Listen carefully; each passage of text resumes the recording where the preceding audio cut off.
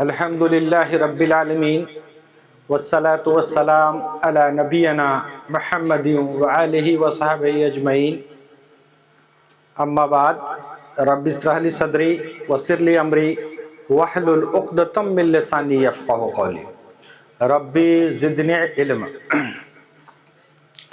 ہم لوگوں کا درس کا عنوان ہے مسلمانوں کے حقوق۔ اس کے حوالے سے پچھلے درس میں ایک حدیث پیش کیا گیا تھا جو بخاری، مسلم اور حدیث کے دیگر کتابوں کے اندر موجود ہے، جس میں نبی کریم صلی اللہ علیہ وسلم نے 6 اہم حقوق کا ذکر کیا ہے، اور وہ حقوق ہے کہ ایک مسلمان دوسرے مسلمان کو سلام کہے اور اس کا جواب دے۔ دوسرا ہے جب مسلمان چھینکے تو وہ اللہ کی تعریف کرے اور اس کا جواب دے۔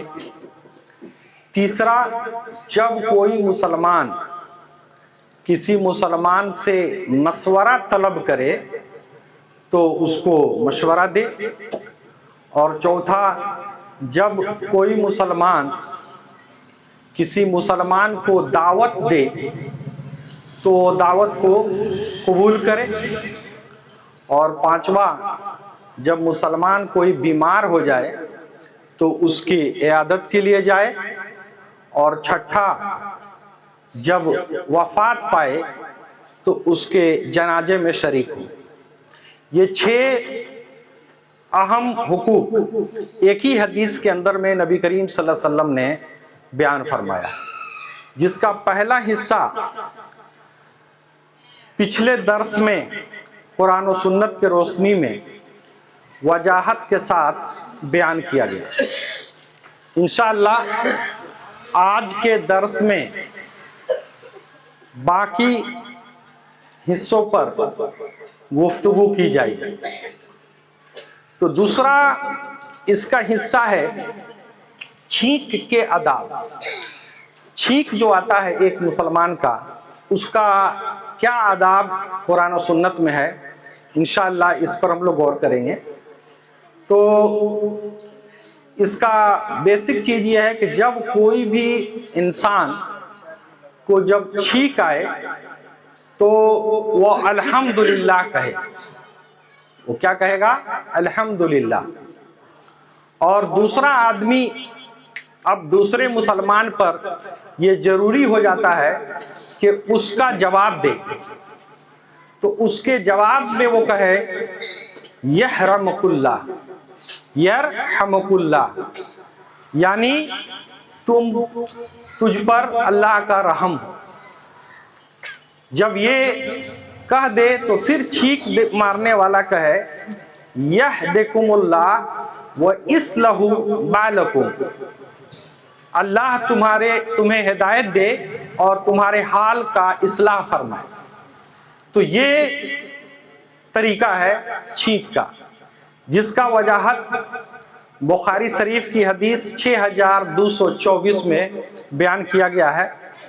اس کا راوی ابو ہریرہ رضی اللہ عنہ ہیں، کہتے ہیں کہ نبی کریم صلی اللہ علیہ وسلم نے فرمایا، جب تم میں کوئی چھینکے تو الحمدللہ کہے، اور اس کا بھائی، اس کا ساتھی یرحمک اللہ کہے۔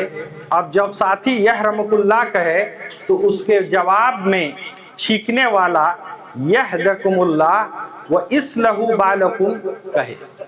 تو یہ بیسک اصول ہے قرآن و سنت کے اندر میں چھینک کے حوالے سے۔ ایک مسلمان کو چھینک آئے تو کیا کرے اور دوسرا مسلمان کیا کرے۔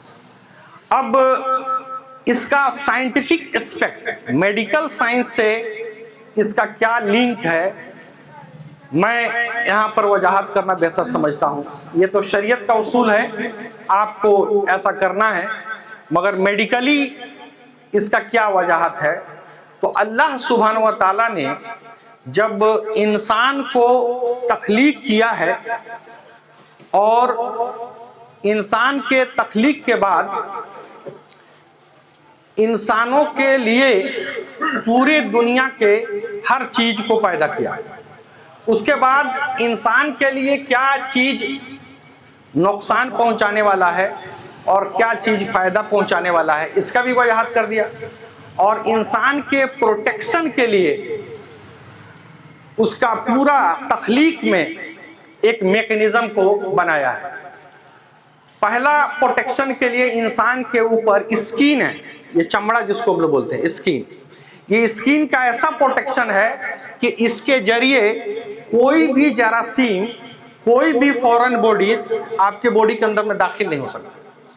جب تک کوئی کٹ مارک نہ ہو تب تک بیکٹیریا، وائرس، کوئی بھی طرح کا چیز جراثیم جو ہے جو اندر نہیں جا سکتا ہے، آپ کو نقصان نہیں پہنچا سکتا ہے. تو اسکین کیا ہے؟ یہ باہری چیزوں سے پروٹیکشن کے لیے اللہ سبحانہ و تعالیٰ نے بنایا ہے. اس کے بعد بہت سارا باڈی کے اندر میں اللہ سبحانہ و تعالیٰ نے اوپننگ رکھا ہے. جیسے آپ چہرے پر غور کریں گے تو چہرے میں آنکھ جو ہے یہ اوپن ہے. اب اس کے ذریعے کوئی بھی فورن باڈی آپ کے اندر میں داخل ہو سکتا ہے.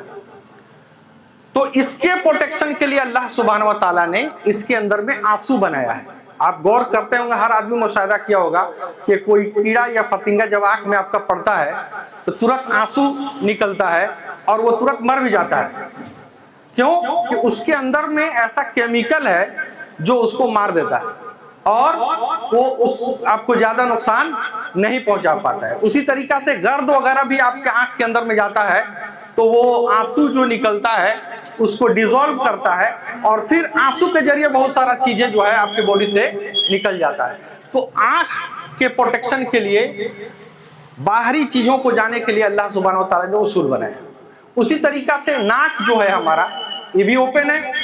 تو اب اس کے ذریعے بھی بہت سارا بیکٹیریا، وائرس یا کوئی بھی ڈسٹ پارٹیکل آپ کے پھیپھڑے تک نہ پہنچ جائے، اس کے لیے اس کا لنک پھیپھڑا تک ہے. تو اس کے لیے اللہ سبحانہ و تعالیٰ نے پروٹیکشن کا نظامت بنایا ہوا ہے. آپ دیکھیں گے ناک کے اندر میں بال ہے. ناک کے اندر میں کیا ہوتا ہے؟ بال ہوتا ہے. جو بھی ڈسٹ پارٹیکل یا کوئی چیز آئے گا نا تو بال سے پہلے الجھ جائے گا. تو ایک پروٹیکشن یہاں ہے. دوسرا آپ دیکھتے ہیں کہ نوز سے میوکس نکلتا ہے. میوکس جو اس کو ہم لوگ بھوجپوری میں کہتے ہیں پوٹا، ٹھیک ہے نا؟ تو وہ جو پانی یا میوکس نکلتا ہے وہ بھی آپ کا پروٹیکشن کے لیے ہے. وہ اس کو جانے سے اس کو روکتا ہے، اس کو مارتا ہے. اس کے لیے وہ چیزیں ہوتی ہیں. تو میکسیمم جو چیزیں ہیں آپ کے نوز سے اگر جاتا ہے تو اس کو روکنے کا کام کرتا ہے. پھر اس کے بعد اللہ سبحانہ و تعالیٰ نے کیا بیان کیا ہے کہ جیسے ہی آپ کے باڈی میں، اب یہ سب آدمی مشاہدہ کیا ہوگا کہ کوئی بھی چیز آپ کے ناک میں ایسے جاتا ہے تو آپ کو چھینک آتا ہے. تو چھینک آنا کا مطلب ہے کہ وہ ریپیل کرتا ہے کہ آپ کے باڈی کے اندر میں میٹیریل نہ جائے، وہ نکال دے، آؤٹ کر دے. تو یہ پروٹیکشن کے لیے ہے. تو اللہ سبحانہ و تعالیٰ نے جو آپ کے پروٹیکشن کے لیے سارا چیزیں بنایا ہے، اسی لیے اللہ کی تعریف کرنا ہے کہ اللہ ہی ایسا ہے جس نے آپ کو یہ سب چیزوں سے بچایا. تو جب بھی چھینک آیا تو اس لیے الحمدللہ آپ کو کھانے کا حکم ہے. ٹھیک ہے. اس کے بعد آپ دیکھیں گے کہ آپ کو وضو کے اندر میں، غسل کے اندر میں ناک میں پانی چڑھانے کا حکم ہے کہ آپ کو ناک میں پانی چڑھا کر چھینکنا ہے. اب جو آدمی 5 ٹائم اپنے ناک کو صاف کرے اور جب کوئی جائے تو چھینکنے کا پروسیڈر ہو گیا، اس سے کچھ نکل گیا، کچھ بال ہے، کچھ میوکس ہے، اس کے باوجود بھی اگر کوئی بچ گیا تو وہ لنگ سے جانے سے پہلے 5 ٹائم اگر ناک میں پانی ڈال کے صاف کر دیتے ہیں تو آپ کا کلین ہو جائے گا اور آپ کا بیماری سے محفوظ ہو جائے گا، آپ کو وہاں تک نہیں پہنچ پائے گا. تو اس طریقہ سے میڈیکلی انشاءاللہ ایک بار میں درس رکھوں گا اس پر کہ میڈیکل سائنس اور اسلام کے ایشو پر کہ کس طریقہ سے اللہ سبحانہ و تعالیٰ نے انسان کے پروٹیکشن کے لیے کیا کیا چیزیں بتائی ہیں، اور اس کا ڈیٹیل انشاءاللہ اس میں گفتگو کیا جائے گا. یہاں پر میرا بتانے کا مقصد یہی ہے کہ اللہ کا تعریف اسی لیے کیا جا رہا ہے اور اسی لیے ایک حدیث آگے آئے گی جس میں وضاحت کیا گیا ہے کہ چھینک جو ہے وہ اللہ کے طرف سے ہے اور جو جمائی ہے ٹھیک ہے نا وہ شیطان کی طرف سے آگے حدیث انشاءاللہ آئے گا. تو چھینک یعنی اللہ سبحانہ و تعالیٰ نے پروٹیکشن کے لیے بنایا. اللہ کے طرف ہونے کا مطلب کیا ہے کہ اللہ تعالیٰ نے ایسا پروٹیکشن بنایا ہے کہ آپ کے باڈی کے اندر میں اگر ڈسٹ پارٹیکل وغیرہ جائے گا تو اس وقت وہ کیا ہوگا باہر ہو جائے گا. تو یہ اس کا مقصد ہے. اسی لیے آدمی کو اچھا ایک اور غور کرنے کی بات ہے کہ آپ کا نوز سے جو کنیکشن ہے لنگس کا تو یہ ڈائریکٹ کنیکشن ہے, وہاں سے اب نکلنے کا آپشن نہیں ہے. اگر یہ نجامت نہیں رہتا تو جیلی جتنا ہم لوگ ڈسٹ پارٹیکل لے رہے ہیں وہ ڈسٹ پارٹیکل آپ کے لنگس میں اتنا پہنچ جاتا کہ آپ سانس بھی نہیں لے پائے, مگر وہ نہیں پہنچ پاتا ہے. اتنا پروٹیکشن سسٹم اللہ سبحانہ وتعالیٰ نے بنایا ہے.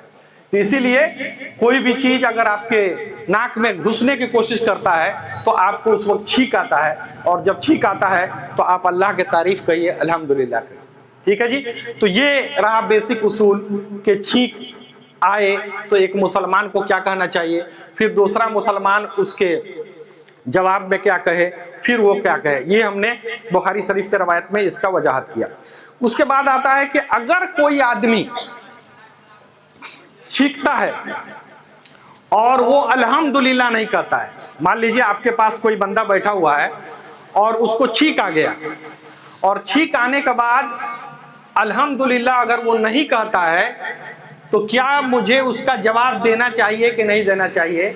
تو اس کا جواب نہیں دینا چاہیے, اس لیے کہ نبی کریم صلی اللہ علیہ وسلم نے منع فرمایا ہے. مسلم شریف کے روایت ہے, ابو موسیٰ رضی اللہ تعالیٰ عنہ اس کے راوی ہیں, کہتے ہیں کہ رسول صلی اللہ علیہ وسلم نے فرمایا کہ جب تم میں سے کوئی چھینکے پھر الحمدللہ نہ کہے تو اس کا جواب مت دو, اس کا جواب مت دو.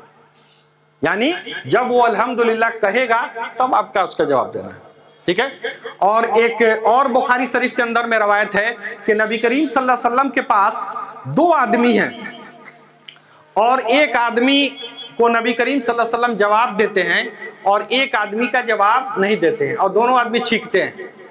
تو جس کا جواب نہیں ملتا ہے تو وہ سوال کرتا ہے کہ یا رسول اللہ آپ نے اس کا چھینک کا جواب دیا اور میرے چھینک کا جواب نہیں دیا ایک ہی محفل میں.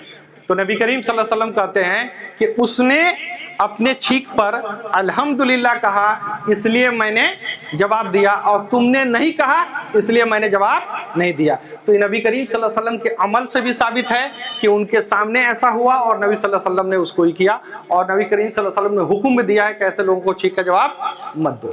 ٹھیک ہے جی. تو اس لیے اگر ایک محفل میں 3 آدمی ہیں, ایک آدمی چھینکا تو اس کو بھی جواب دیجئے, دوسرا چھینکا تو دوسرا کا بھی آپ کو جواب دینا ہے. تو یہ رہا دوسرا پوائنٹ اس میں. اس کے بعد ہے کہ کتنا بار اگر چھینک کسی کو آئے تو آپ کو جواب دینا ہے, کتنا بار؟ تو حدیث کے اندر میں آتا ہے, ابو داؤد شریف کے اندر میں ہے کہ کم سے کم 3 بار اگر کوئی چھینکتا ہے تو اس کا جواب دیجئے, پھر دوسرا بار چھینکتا ہے جواب دیجئے, تیسرا بار کے بعد سے کمپلسن نہیں ہے, آپ چھینک کا جواب نہیں دیجئے. نبی کریم صلی اللہ علیہ وسلم نے کہا کہ وہ زکام ہے, یعنی وہ بیماری کی وجہ سے ہو رہا ہے, وہ نارمل فینومینا نہیں ہے, ڈیلی کا فینومینا نہیں ہے. تو وہاں پر آپ کو ایسا نہیں کہ 10 بار 20 بار آپ جواب دیتے رہیں, 3 بار کم سے کم اس کا جواب دینا چاہیے. اور اس کا دلیل ابو داؤد شریف کے اندر میں ہے کہ ابو ہریرہ رضی اللہ عنہ سے روایت تھی کہ انہوں نے کہا اپنے بھائی کو چھینک آنے پر 3 بار جواب دے دو, اور جو اس سے زیادہ ہے تو پھر وہ زکام زیادہ ہے, یعنی بیماری کی وجہ سے ہے, تو اس کو دینے کی ضرورت نہیں ہے. اس کے بعد سے نیکسٹ اصول ہے کہ جب چھینک آئے تو آواز کو کم کرنا ہے. چھینک آئے تو آواز کو کیا کرنا ہے؟ کم کرنا ہے. اور اس کا دلیل ہے ابو داؤد شریف کے اندر میں کہ حضرت ابو ہریرہ تعالیٰ سے روایت ہے کہ رسول صلی اللہ علیہ وسلم نے فرمایا جب چھینک آتی ہے تو آپ اپنے منہ پر ہاتھ یا کوئی کپڑا رکھ لیتے اور اپنی آواز کم رکھتے. یعنی ناک سے چھینک آ رہا ہے تو منہ بھی کھول کے لوگ آواز کر دیتا ہے, تو منہ سے آواز نہیں نکلنے دینا چاہیے, نوز سے جو چھینک کا پریشر آ رہا ہے وہیں تک محدود رکھنا چاہیے.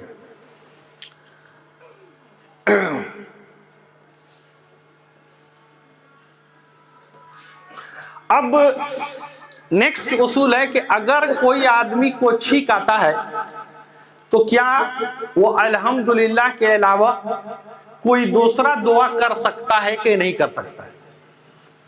तो दूसरा दुआ नहीं कर सकता है।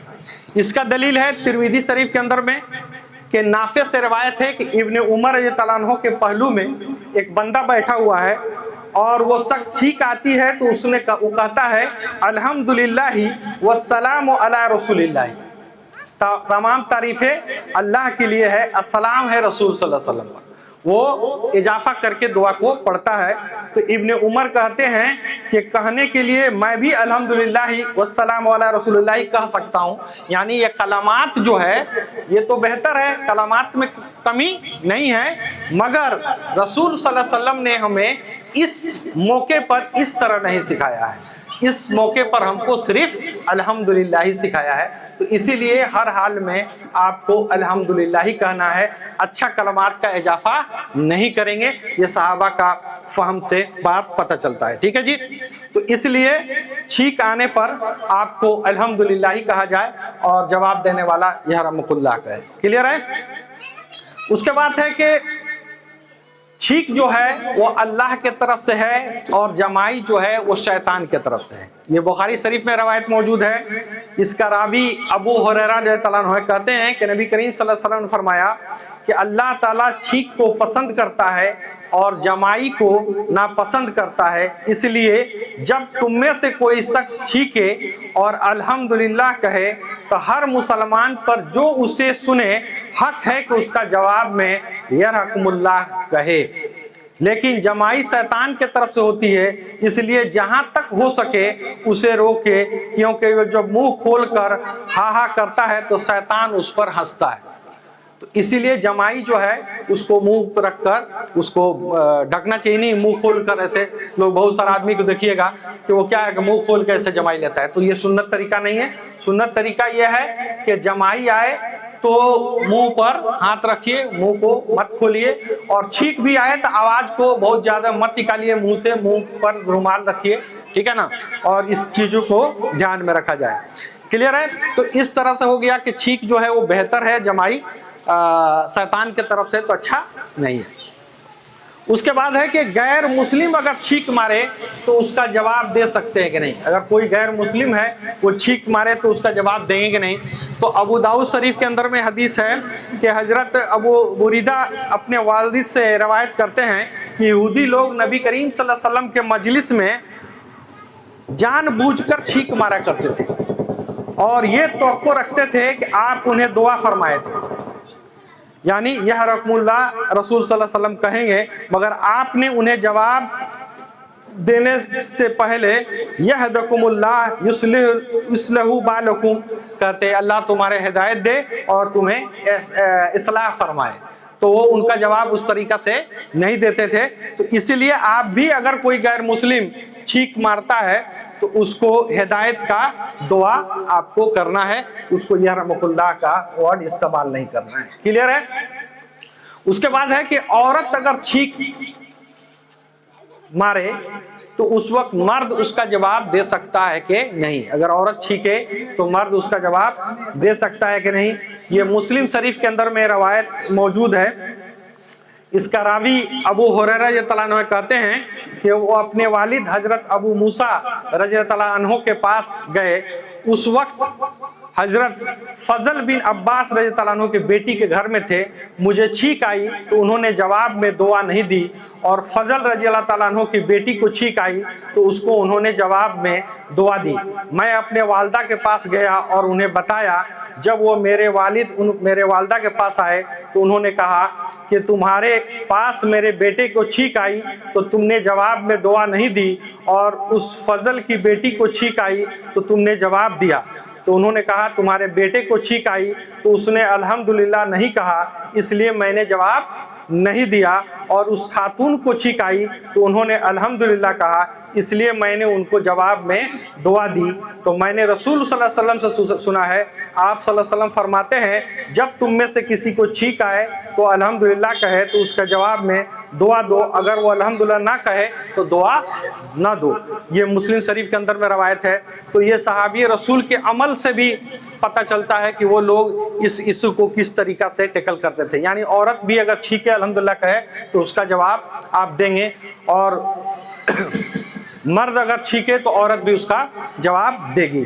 ठीक है ना, इसमें कोई भी कबाहत नहीं है। जिस तरीका से पहले हम लोग सलाम के हुकूक में डिस्कस किए थे कि मर्द औरत, औरत मर्द को भी सलाम कर सकते हैं। तो ये रहा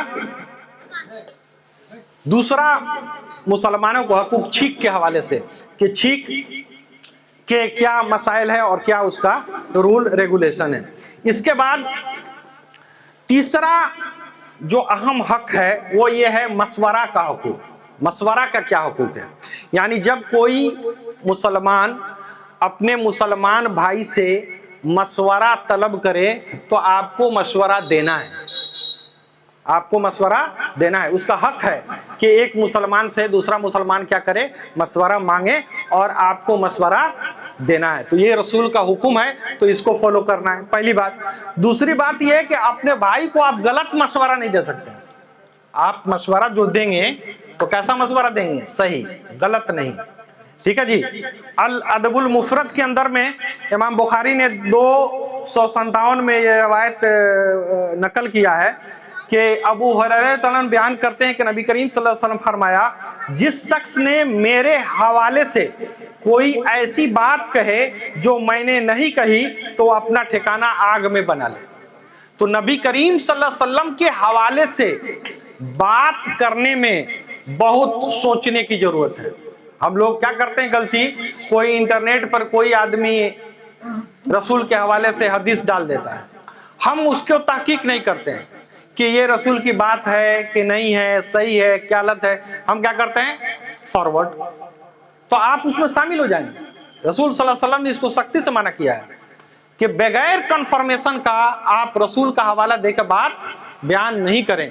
इसीलिए मुहद्दिसीन ने जो हदीसें जमा की रसूल के हवाले से, तो वो अपने लेवल से स्टडी करके वजाहत कर दिए कि ये रसूल की बात नहीं है, ये लोगों ने गढ़ा है या इसके अंदर में कमजोरी है। और जो उनके से तहकीक उस वक्त नहीं हो पाया, बाद के मुहद्दिसीन आए तो उसको क्लियरिफिकेशन कर दिए। तो अल्हम्दुलिल्लाह आजकल के डेट में बहुत सारी चीजों पर तहकीक और काम हो चुकी है। एक बहुत बड़ा शेख हैं सऊदी अरब में, हिंदुस्तान के रहने वाले हैं, और वो पंडित थे और उन्होंने इस्लाम कबूल किया, और इस्लाम कबूल करने के बाद से वो इंडिया में दीन का इल्म हासिल किए, फिर मदीना चले गए। मदीना यूनिवर्सिटी में आपका वो हदीस का प्रोफेसर हो गए, फिर बाद में जाकर हदीस का डीन हो गए। डीन सबसे बड़ा डिपार्टमेंट का पोस्ट होता है, तो वो बंदा डीन हो गए और उन्होंने पूरी जिम्मा उठाई कि मैं पूरे सही हदीस को एक जगह जमा करूंगा। अल जमा अल कामिल नाम से उन्होंने पूरी हदीस को जमा किया है सब किताबों से, और तहकीक और उसमें उसका तखरीज को शामिल करके उन्होंने लिखा है। और वो अरबी में कहने का मतलब बुक है, और उसका तर्जमा करने के लिए डॉक्टर जाकिर नायक को उन्होंने नॉमिनेट किया है, इसलिए कि डॉक्टर जाकिर नायक उन्हीं से हदीस पढ़े हैं, उनके अंडर में हदीस पढ़े हैं। और बहुत सारे आदमी कहते हैं कि डॉक्टर जाकिर नायक क्या पढ़े नहीं कर रहे हैं, ये सब गलत लफ्जी है, इसलिए कि उन्होंने अब्दुल करीम साहब जो अरबी का बहुत बड़ा प्रोफेसर है मदीना यूनिवर्सिटी में, उनका किताब अरबी लैंग्वेज के लिए 3 बुक है, और उन्होंने अरबी लैंग्वेज से सीखने के लिए लिखा है, उनसे उन्होंने बजाबते अरबी पढ़ा है। ठीक है ना। तो ऐसा नहीं है कि कहने का मतलब है उस्ताद की जरूरत नहीं होता है, जहां पर उस्ताद की जरूरत होता है लोग उस्ताद से पढ़ते हैं, जहां अपने से ताकीद होता है अपने करना है। इल्म हासिल करने का जद्दोजहद होना चाहिए, तो अल्लाह सुब्हानहू व तआला आपको इल्म सिखा देगा, नहीं तो किसी का हैसियत नहीं है कोई किसी को सिखा दे। हिदायत अल्लाह के हाथ में, इल्म भी आपको अल्लाह ही सुब्हानहू व तआला। इसलिए एक हदीस है बुखारी में कि अल्लाह सुब्हानहू व तआला जिससे भलाई का इरादा करता है उसको दीन का समझ अता फरमाता है। तो दीन का समझ जैसे भी दे दे तो आपको अल्लाह से रुजू होकर जद्दोजहद करना है। तो इसीलिए हदीसों को ट्रांसफर करने में इसका बात को ध्यान रखना है। दूसरी बात इसमें बयान किया गया है इस हदीस में कि जिस शख्स से उसके मुसलमान भाई ने मशवरा लिया और उसने गलत मशवरा दिया तो यकीनन उसने उस मशवरे वाले की खयानत की। आप सुनते हैं ना, अमानत में खयानत। कोई आदमी आपको अमानत दिया, उसमें खयानत कर लिया, तो उसका चूंकि हक है मशवरा लेना और आप जानते हैं कि ये मशवरा देंगे तो इसको नुकसान हो जाएगा, तो आप जानबूझकर उसको गलत मशवरा नहीं देना है। अगर ऐसा किया तो आपने खयानत किया। उसी तरीका से तीसरा बात इसमें बताया गया है कि उसी तरह जिसने बगैर दलील के फतवा दिया तो उसका गुनाह उसी पर होगा जिसने फतवा दिया। अब यहां पर ये भी बता दिया गया है कि बगैर दलील का तो कोई डिस्कशन की बात नहीं है। ना आप इधर मैसेज भेज सकते हैं, ना उधर मैसेज भेज सकते हैं, ना आप किसी को बात बयान कर सकते हैं, ना फतवा दे सकते हैं। आपको हर चीज में दलील का होना जरूरी है। अगर बगैर दलील का आप बयान कर रहे हैं और बता रहे हैं तो अगर उससे गलती होता है तो फिर आपको गिरफ्त किया जाएगा। जो आदमी उस पर अगर अमल करता है तो आप पकड़ेंगे, और वो आदमी तो उस पर भी फर्ज है। अगर उसको वक्त मिल गया, मान लीजिए आप ऐसा जगह पर हैं जहां आप आपके नहीं हैं, तो आपने क्या किया, किसी जानने वाले से पूछ लिया और उसने आपको बता दिया, और बताने के बाद से आप वो अमल करके चले गए, तो उसने अगर गलत बताया तो वो तो फंस चुका है। अब आप वहां पर बरी हैं, मगर आप तब तक बरी हैं कि जब हालात आने के बाद से आप तहकीक ना कर लें। अब हालात भी आ गया, आप तहकीक भी नहीं कर रहे हैं, अगर कोई बता भी रहा है तो आप जिद पर अड़े हैं, तो आप भी क्या किस में शामिल हो जाएंगे, गुनाहगारों में शामिल हो जाएंगे। तो इसीलिए अगर नाइल्मी की बुनियाद पर आपको मैसेज मिला है तो अगर कोई मैसेज दे रहा है तो उसको देखिए, उसको तहकीक कीजिए और उसके बाद से उस पर अमल कीजिए। तो कोई भी इसके अंदर में पहला चीज हुआ कि मशवरा जो है ये लेना एक मुसलमान का हक है, और दूसरा मुसलमान उसका मशवरा दे तो कैसा मशवरा दे, सही दे, गलत मशवरा नहीं दे। और मशवरा जिससे लिया जाता है वो बंदा अमानतदार होता है। उस बंदा को नबी करीम सल्लल्लाहु अलैहि वसल्लम ने अमानतदार कहा है। इसका रावी अबू हुरैरा रज़ियल्लाहु अन्हु कहते हैं कि नबी करीम सल्लल्लाहु अलैहि वसल्लम ने फरमाया कि अबुल हसीम रज़ियल्लाहु अन्हु ने फरमाया कि तुम्हारे पास कोई खादिम है, तो उन्होंने कहा नहीं। तो आप सल्लल्लाहु अलैहि वसल्लम फरमाया जब हमारे पास कैदी आए तो उस वक्त हमारे पास आना। फिर नबी करीम सल्लल्लाहु अलैहि वसल्लम के पास 2 कैदी लाए गए तो उनके साथ कोई तीसरा नहीं था। इत्तफाकन अबुल हुसैन रज़ियल्लाहु अन्हु भी आ गए, तो आप सल्लल्लाहु अलैहि वसल्लम ने फरमाया कि इन दोनों में से एक चुन लो। उन्होंने अर्ज किया अल्लाह के रसूल आप ही मेरे लिए मुंतखब कर दीजिए, यानी आपका जो मशवरा होगा हम वही पर राजी हैं। तो नबी करीम सल्लल्लाहु अलैहि वसल्लम आया कि जिससे मशवरा लिया जाए वो अमानतदार है, यानी मशवरा दिया गया है तो उसको अमानतदार होना है, ईमानदारी से और सही तरीका से उसको बताना है। तो नबी करीम सल्लल्लाहु अलैहि वसल्लम ने कहा इस गुलाम को ले लो, बेशक मैंने इसे नमाज पढ़ते देखा है, यानी ये नेक है गुलाम, इसको तो ले लो, नमाज पढ़ते देखा और मैं तुम्हें उसके साथ अच्छा बर्ताव करने का वसीयत करता हूँ। फिर नबी करीम सल्लल्लाहु अलैहि वसल्लम ने फरमाया कि इससे बर्ताव जो तुमको करना है वो अच्छा करना है। फिर उसकी बीवी ने कहा कि नबी करीम सल्लल्लाहु अलैहि वसल्लम ने उस गुलाम के बारे में वसीयत की है, आप उसे आज़ाद किए बगैर उसका हक अदा नहीं कर सकते, इसलिए अबुल हुसैन रज़ियल्लाहु अन्हु ने कहा कि वो आज़ाद है। यानी ये टफ है, इसलिए कि नबी करीम सल्लल्लाहु अलैहि वसल्लम ने कह दिया था कि भाई इसको आपको ध्यान देना है, वसीयत कर दिया था। तो सोचे कि भाई रिस्क में कौन फंसेगा, इसको आज़ादी कर दो। तो इसके अंदर में ये हुआ कि जो आदमी मशवरा देने वाला है वो ईमानदार होना चाहिए और वो अच्छा से मशवरा देना चाहिए, गलत मशवरा नहीं देना चाहिए। अब इस्लाम के अंदर में मशवरा की अहमियत क्या है, ये तो हो गया कि मशवरा लेना है, एक मुसलमान का हक है, और दूसरा मुसलमान को सही मशवरा देना है, ठीक है ना, उस पर भी ये हक है और उसके लिए जरूरी है। अब इस्लाम के अंदर में मशवरा का बहुत ज़्यादा अहमियत है, और इसका अहमियत का अंदाज़ा इससे पता लगता है कि नबी करीम सल्लल्लाहु अलैहि वसल्लम ने एक सूरह, अल्लाह सुब्हानहू व तआला ने एक सूरह नाजिल किया है कुरान में, अस्वरा मशवरा कहते हैं। तो मशवरा के नाम से एक नबी अल्लाह सुब्हानहू व तआला ने एक सूरत नाजिल किया है, इससे आपका इसका अहमियत का पता चलेगा। उसके बाद नबी करीम सल्लल्लाहु अलैहि वसल्लम को हुक्म हुआ है कि आप सहाबा से मशवरा कीजिए। देखिए इसका अहमियत, नबी करीम सल्लल्लाहु अलैहि वसल्लम के पास अल्लाह सुब्हान व तआला का वही आ रही है, और नबी करीम सल्लल्लाहु अलैहि वसल्लम सबसे ज़्यादा सुपीरियर है, इंटेलिजेंट है, हर एतबार से हैं, फिर भी उनको कहा जा रहा है कि आप अपने सहाबा से क्या कर लीजिए, मशवरा कीजिए। क्यों भाई? यहाँ मशवरा की अहमियत बताया जा रहा है कि इसकी कितनी अहमियत है और एक मुसलमान को इसको कितनी अहमियत के साथ अमल करना है। ये देखिए सूरह अल इमरान आयत नंबर 159 में अल्लाह सुब्हान व तआला ने हुक्म दिया है। देखिए आयत क्या है कि अल्लाह सुब्हान व तआला फरमाता है कि अल्लाह की रहमत के बाइस आप उन पे नरम दिल है, यानी सहाबा से नबी करीम सल्लल्लाहु अलैहि वसल्लम नरम दिल थे, तो अल्लाह ताला कह रहा है कि अल्लाह का बहुत बड़ा आप पर रहम है कि आप नरम दिल हैं। अगर आप बदजुबान और सख्त दिल होते तो ये सब आपके पास से छट जाते, यानी बदजुबान और सख्त दिल अगर होते तो सहाबा आपके साथ नहीं रहते, यानी आप नरम दिल है और अच्छे हैं। सो आप उनको माफ करें और उनके लिए इस्तगफार करें, तो उनसे कोई भी कमी और खताएं हो, गलतियां हो, तो क्या कर दीजिए, माफ करिए, उनके लिए क्या करिए, आप इस्तगफार कीजिए और काम का मशवरा उनसे किया करिए। फिर जब आपका पुख्ता इरादा हो जाए तो अल्लाह ताला पर भरोसा करें, बेशक अल्लाह ताला तवक्कुल करने वालों के से मोहब्बत करता है। तो नबी करीम सल्लल्लाहु अलैहि वसल्लम को हुक्म हुआ कि उनसे क्या करिए, मशवरा करिए और मशवरा करके कोई काम करिए।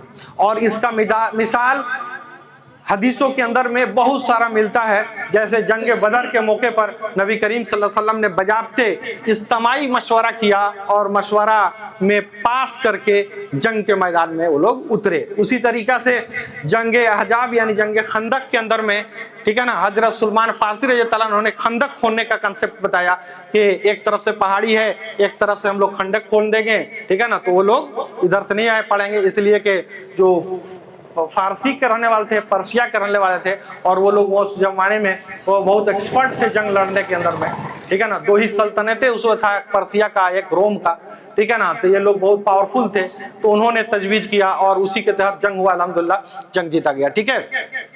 तो ये मशवरा का और बहुत सारी मिसालें मौजूद है।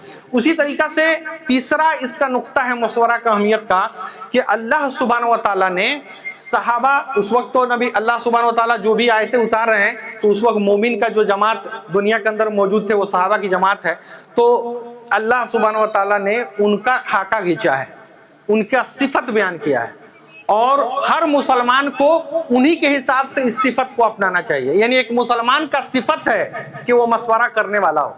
इसका दलील है अश-शुअरा आयत नंबर 38 में अल्लाह सुब्हानहू व तआला फरमाता है कि वो लोग कबीरा गुनाहों से और बेहयाई से बचते थे। कबीरा गुनाह जो है उससे बचते थे और बेहयाई के कामों से बचते थे, उनका सिफत है। और गुस्से के वक्त भी माफ कर देते थे। नॉर्मल डे में तो माफ करना अलग है, और जब गुस्सा आ जाए उस वक्त अगर आप माफ करते हैं तो ये बहुत बड़ी बात है। तो वो लोग का सिफत क्या है, जो मोमिन होते हैं उनका सिफत यह है कि कबीरा गुनाह से बचेंगे। कबीरा गुनाह के बारे में डिटेल हम लोगों ने पिछले कई दरसों में वजाहत किया था, पूरा डिटेल लिस्ट भी बताया था कौन कौन सब गुनाह हैं। तो उससे बचने का वो लोग कोशिश करते हैं, बेहयाई से बचते हैं, और गुस्सा के वक्त भी लोगों को क्या करेंगे, माफ कर देते हैं, और अपने रब के फरमान को कबूल करते हैं। और रब का हुक्म जब आ जाता है तो फिर चोचरा नहीं करते, इधर उधर कुछ नहीं। अल्लाह रसूल का बात आ गया, सरे खम तस्लीम, ये मोमिन का सिफत है। अगर अल्लाह की बात आ जाए, रसूल की बात आ जाए, और आदमी जो है उसको असर नहीं पड़ रहा है कि ना भाई हमारा तो मौलाना ये बोले हैं तो हमारा तो तुम ईमान किस पर लाए हो भाई?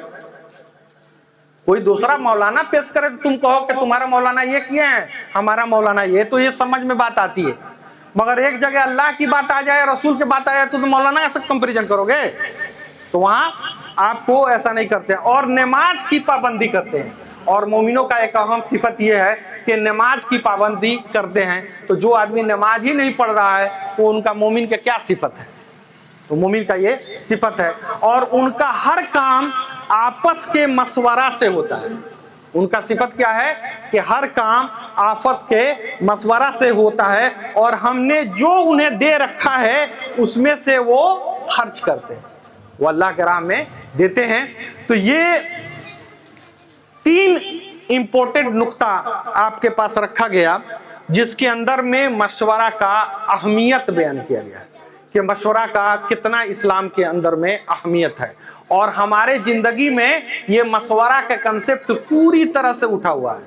हम लोग कोई भी हालात आ जाता है तो हम लोग कोई मशवरा नहीं करते, अपने डिसीजन लेते हैं, अपने करते हैं, परेशान होते हैं, वो होते हैं। जबकि आप कितना हो इंटेलिजेंट हो, नबी करीम सल्लल्लाहु अलैहि वसल्लम को कहकर ये वजाहत कर दिया गया, उनसे सुपीरियर कोई नहीं होगा ना, तो हमारा आपका क्या हैसियत है।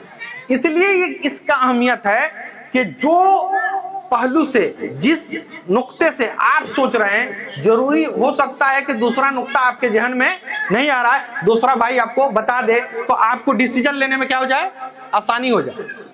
ठीक है जी। अब देखिए एक बहुत ही अहम मिसाल पेश कर रहा हूं, ये रवायत बुखारी शरीफ के अंदर में है, और ये उमर रज़ी अल्लाह अन्हु के दौर में ये पेश आया है और इसको मशवरा से हल किया गया है। तो इसका मिसाल के सहाबा लोग मशवरा से करते थे। बहुत सारी मिसाल है, मगर मैं एक मिसाल यहाँ पर आपके पास रख रहा हूँ। देखिए इसका रावी हजरत इब्ने अब्बास रज़ी अल्लाह अन्हु है। कहते हैं कि हजरत उमर बिन खत्ताब रज़ी अल्लाह अन्हु शाम तशरीफ ले जा रहे हैं। जब आप मुकामे सुर्ग पर पहुंचे तो आपकी मुलाकात फौजों के अमीर हजरत उबैदा बिन जरा के साथ साथियों से हुई। तो उनसे मुलाकात हुई। उन लोगों ने अमीरुल मोमिनीन को बताया कि ताउन का वबा शाम में फूट पड़ा है, यानी वायरल इन्फेक्शन, जिस तरीका से अभी आपका ये बीमारी जो है कोरोना वायरस बीमारी जो हुआ है, ठीक है ना, वबा इसको बोलते हैं, जो स्प्रेड करता है एक से दूसरे में। उसी तरीका से जमाने में हैज का बीमारी होता था, फिर उसके बाद से वो प्लेग का बीमारी होता था। तो इस तरह की बीमारियां जो है वो वायरल बीमारी है, वो फैलता है एक जगह से दूसरा। तो उनको बताया गया कि शाम में ऐसा कंडीशन हो गया है कि वहां पर जो ताउन की वबा है वो फैला हुआ है। तो हजरत इब्ने अब्बास ने बयान किया कि उस पर हजरत उमर ने कहा कि मेरे पास मुहाजिरीन अव्वलीन को बुला ला। मुहाजिरीन अव्वलीन का मतलब है कि जो हिजरत करने वाले पहले लोग हैं, टॉप ग्रेड के लोग हैं, उनको बुलाइए। तो उन्हें बुलाया गया और हजरत उमर रज़ी अल्लाह अन्हु ने उनसे मशवरा किया कि बताइए कि शाम में ताउन की वबा फूट पड़ी है, तो हम लोग को वहां जाना चाहिए कि नहीं जाना चाहिए। तो मुहाजिरीन के राय में मुख्तलिफ हो गए। मुहाजिरीन के जो लोग थे, कुछ लोगों ने कहा कि हम लोग को जाना चाहिए और कुछ लोगों ने कहा कि हम लोग को नहीं जाना चाहिए। ठीक है ना। तो नबी करीम सल्लल्लाहु अलैहि वसल्लम ने, ये उमर रज़ियल्लाहु अन्हु ने कहा कि आप ऐसा करिए कि आप अंसार के लोगों को बुला कर लाइए। उन लोगों को कहा गया कि आप लोग चले जाइए और अंसार के लोगों को बुलाइए। जब अंसार के लोगों को बुलाया गया तो उनसे भी मशवरा किया गया। उन लोगों में भी दो तरह के लोग हो गए, डिवाइड हो गया, इख्तलाफ हो गया। कुछ लोगों ने कहा कि नहीं आप चलिए शाम की तरफ निकलिए, और कुछ लोगों ने कहा नहीं उधर जाने की जरूरत नहीं, हम लोग को बैक आपको हो जाना चाहिए। ठीक है ना। उसके बाद से आप ने कहा कि ठीक है आप ऐसा करिए कि आप लोग जाइए, और फिर इनको कहा गया कि आप जाइए और उन लोगों को बुलाइए जो फतेह मक्का के वक्त मुसलमान हुए थे, और उसमें से बुजुर्ग लोगों को बुला के लाइए।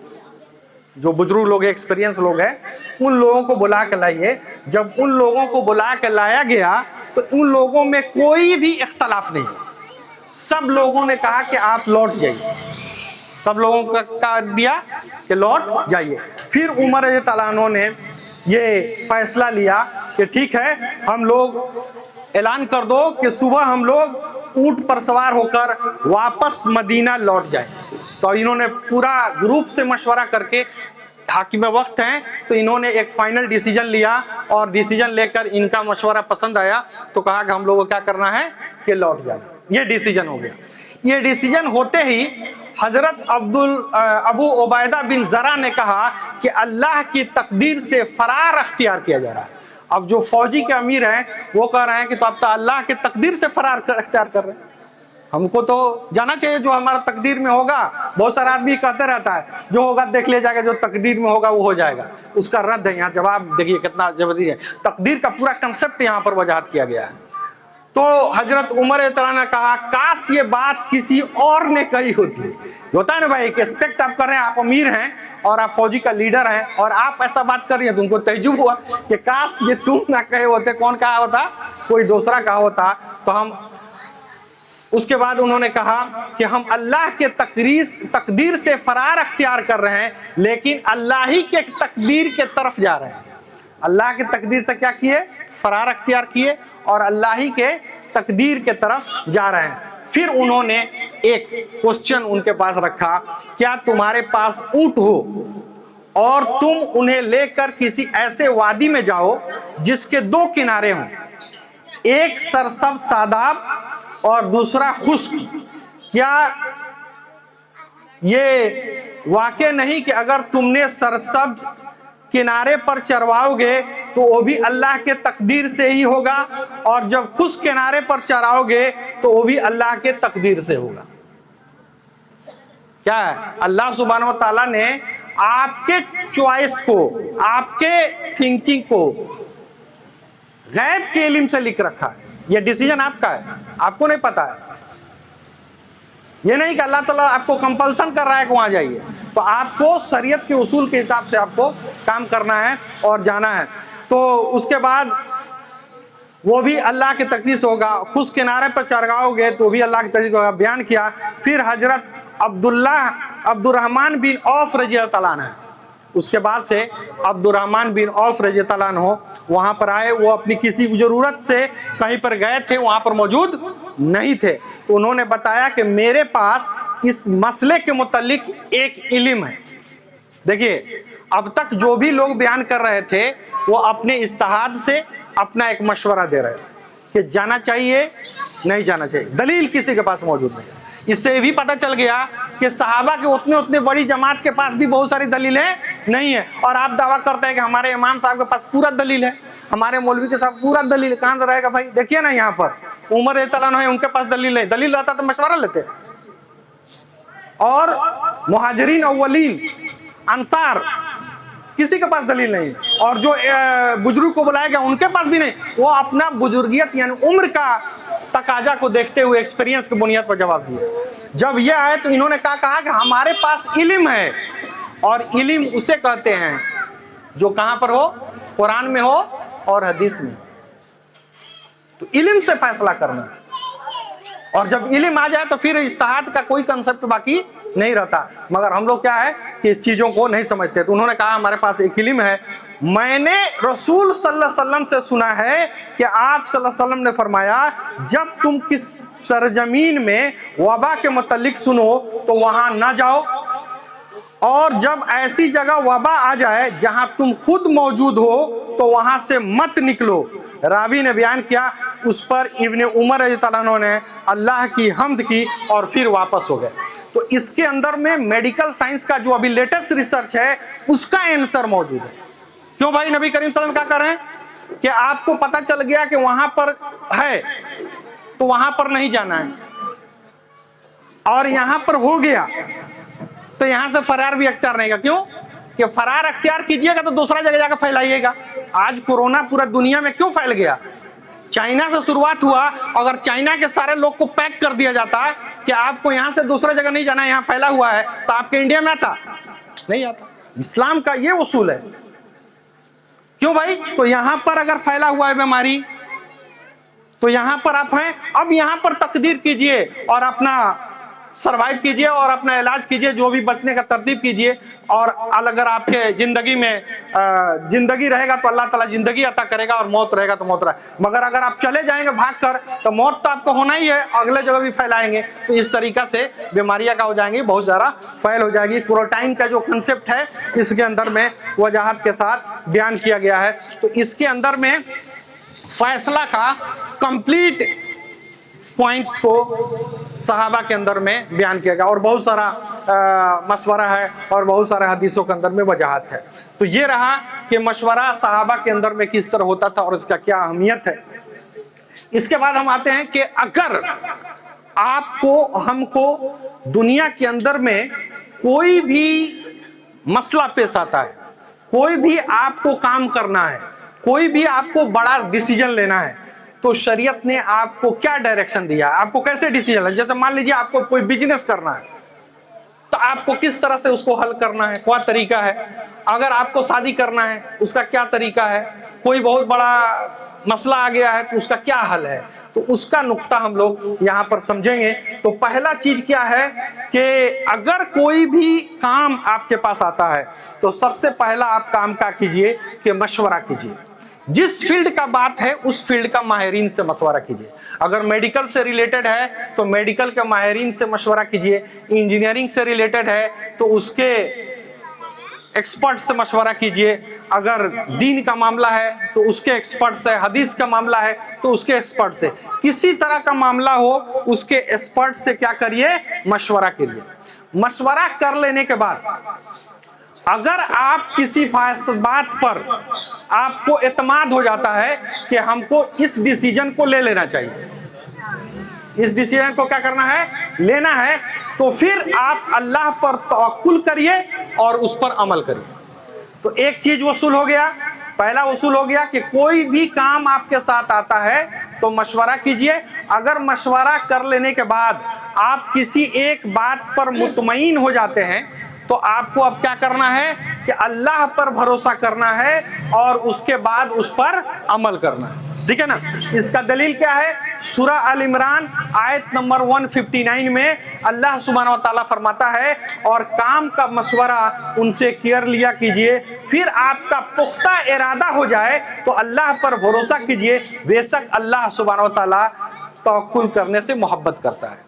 तो अगर आप ऐसा करते हैं तो इंशाअल्लाह आपका काम क्या होगा, आसान होगा। तो पहला उसूल हो गया। दूसरा, अगर आप कोई मशवरा कर लेने के बाद आप डिसीजन नहीं ले पा रहे हैं कि हमको करना चाहिए कि नहीं करना चाहिए, आपका पुख्ता इरादा नहीं हो पा रहा है, तब क्या करना है, तब उसके लिए आपको इस्तिखारा करना है। क्या करना है, इस्तिखारा करना। तो पहले आप मशवरा कर लीजिए। मशवरा करने के बाद से 2-3 बातें आ जाती है, कंफ्यूजन होता है, तरद्दुद है, क्लियर कन्फर्म नहीं हो रहा है, तो आपको क्या करना है, इस्तिखारा करना है। इस्तिखारा करने का तरीका क्या है कि आपको 2 रकात नमाज पढ़ना है, नफिल नमाज, कभी भी रात दिन कभी भी 2 रकात आपको नमाज पढ़ लेना है। और नमाज पढ़ लेने के बाद से अल्लाह सुब्हानहू व तआला से दुआ करना और उस काम को अल्लाह के हवाले करना है। अल्लाह के हवाले करने का मतलब है कि अल्लाह से अब मशवरा लेना है। किससे मशवरा लेना है, अल्लाह से। अल्लाह से क्या मशवरा लेंगे कि अगर ये काम हमारे हक में है तो अल्लाह ताला आसान कर दे, अगर हमारे हक में नहीं है, इसलिए कि अल्लाह सुब्हानहू व तआला तो गैब के बात जानता है, सब कुछ जानता है, तो हमसे इसको टाल दे, तो अल्लाह के हवाले करें, तो इंशाअल्लाह अल्लाह ताला आपका रास्ता साफ कर देगा और उससे आप इस मसले को हल कर लेंगे। इसका दलील क्या है, बुखारी शरीफ के अंदर में ये रवायत मौजूद है। इसका रावी हजरत जाबिर रज़ियल्लाहु अन्हु कहते हैं कि रसूल सल्लल्लाहु अलैहि वसल्लम हमें तमाम मामलात में इस्तिखारा का तालीम देते थे, कुरान की सूरत की तरह। जिस तरीका से कुरान का सूरत लाइन बाय लाइन सिखाते थे कि इसको भूलिए मत, इसको छोड़िए मत, ठीक है ना, उसी तरीका से इस्तिखारा की अहमियत को वजाहत करते थे। नबी करीम सल्लल्लाहु अलैहि वसल्लम ने फरमाया, जब तुम में से कोई शख्स किसी मुबाह काम का इरादा करे तो उसका पक्का अजम नहीं कर सके तो 2 रकात नफिल पढ़े, उसके बाद ये दुआ पढ़े। तो देखिए इसके अंदर में यह है कि मुबाह काम, गलत कामों के लिए नहीं, अच्छा काम हो, मुबाह जायज काम हो, उसके लिए आप ऐसा करेंगे। अब इसका देखिए दुआ क्या है कि दुआ अपने अल्फाज में भी आप कर सकते हैं और अरबी के अंदर में दुआ है। आप नमाज का जो किताब आपके पास है उसमें ये दुआ पूरा डिटेल लिखा हुआ, वहां से भी आप उसको पढ़ सकते हैं या अपने लैंग्वेज में भी कर सकते हैं। तो ये दुआ है कि ऐ अल्लाह, मैं भलाई मांगता हूँ तेरे भलाई से, तुम इल्म वाला है, मुझे इल्म नहीं, और तुम तमाम पोशीदा बातों को जानने वाला है। ए अल्लाह, अगर तू जानता कि ये काम मेरे लिए बेहतर है, मेरे दीन के एतबार से, मेरे माश और मेरे अंजाम के एतबार से, तो तू मेरे लिए मुकद्दर कर दे। अगर तू जानता है कि ये काम मेरे लिए बुरा है तो मेरे दीन के लिए, मेरे ज़िंदगी के लिए और मेरे अंजाम के एतबार से तो मुझसे फेर दे और मेरे लिए भलाई मुकद्दर कर दे, जहाँ कहीं भी वो हो उस पर मुझे मुतमईन कर दे। तो नबी करीम सल्लल्लाहु अलैहि वसल्लम ने फरमाया वो अपने हाजत को बयान करे, फिर अपना हाजत को क्या करे, वो बयान करे, तो अल्लाह सुब्हानहू व तआला उसके लिए क्या करेगा, वो रास्ता आसान कर देगा। ठीक है जी। तो ये 2 तरीका کوئی بھی کام کرنے کا اسلام کے اندر میں آسان طریقہ بتایا گیا ہے. اگر ہم لوگ اس طریقہ کو اپنے زندگی میں اتاریں اور اس کو شامل کریں تو انشاءاللہ ہم لوگوں کو کبھی بھی دقت نہیں ہوگی اور اللہ تعالیٰ اس کو آسان کرے گا اور ہم لوگ اس پر صحیح طریقہ سے عمل کر پائیں گے. تو دو مسائل ہم لوگوں نے آج ڈسکس کر پائے, ایک چھینک کے متعلق, ایک مشورے کے متعلق. انشاءاللہ نیکسٹ درس کے اندر میں 4, 5, 6 یہ 3 حقوق رہ گئے ہیں, ان کا مدلل گفتگو کی جائے گی انشاءاللہ نیکسٹ ہفتہ انشاءاللہ. جس طرح کا کوئی اگر اس میں ڈاؤٹ اور کسی طرح کا سوال ہو تو آپ لوگ پوچھ سکتے ہیں. وآخر دعوانا ان الحمدللہ رب العالمین.